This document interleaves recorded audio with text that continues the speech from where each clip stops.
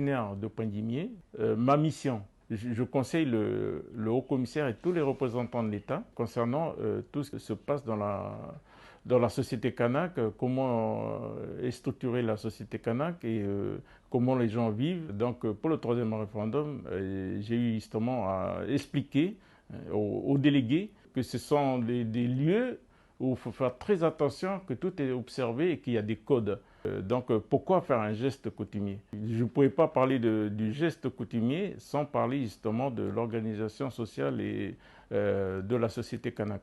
Donc pour les délégués, on leur a remis justement un kit fait par le Haut-Commissariat, donc avec le manou, la feuille de cordéline et le billet de banque, et puis une partie aussi la natte. Mais l'essentiel, c'était ça. C'est ce qui permet justement de lier les liens avec les personnes qui vont les accueillir pour que tout se passe bien.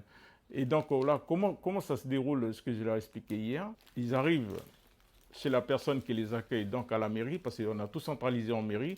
Donc s'il y a des autorités coutumières qui étaient prévues pour les accueillir, donc ils seront à côté du maire et les équipes des présidents de bureau de vote. Donc ils arrivent avec le kit, ils le posent, ils se mettent debout, ils se mettent face aux personnes qui les accueillent, donc le maire plus les autorités coutumières et les présidents de bureau de vote. Et là, il y a un silence.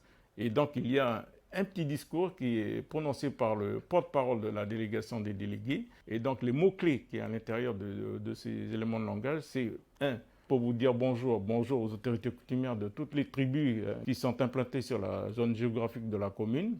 2, le deuxième mot-clé, c'est vous demander l'autorisation de fouler la terre, là où ils seront appelés à servir demain au bureau de vote, et pour pouvoir partager, discuter, s'asseoir, et aussi la symbolique de ce geste aussi, c'est en gros demander, c'est la clé.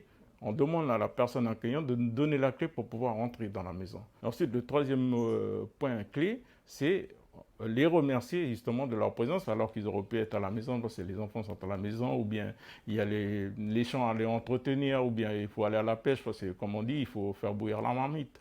Et donc voilà, là les trois mots-clés. Et une fois que la personne a terminé, le porte-parole de la délégation dit toujours « je vous remercie ». Quand il dit « je vous remercie », ça veut dire qu'en face, c'est le signe que la personne accueillie a fini, a terminé son discours. Donc vous aurez en face, ils vont dire « oui, oui, c'est le oui collectivement, mais le oui profond ». Donc en face, la personne va toucher la coutume, donc le morceau de manou, voilà, ce qu'il y a dessus, pour dire qu'ils acceptent, c'est le symbole et le signe qu'ils acceptent la coutume qui vient d'être faite avec les mots qui ont été dits. En face, ils vont faire la même chose, ils vont poser soit le morceau de manou, une natte, un objet, un peu la même composition, et la même chose, une personne prendra la parole en face pour remercier le geste et dire tout ce que je dis toujours, c'est le mot du cœur qui sera dit en face, parce qu'ils vont dire ce qu'ils ressentent à ce moment-là par rapport au geste.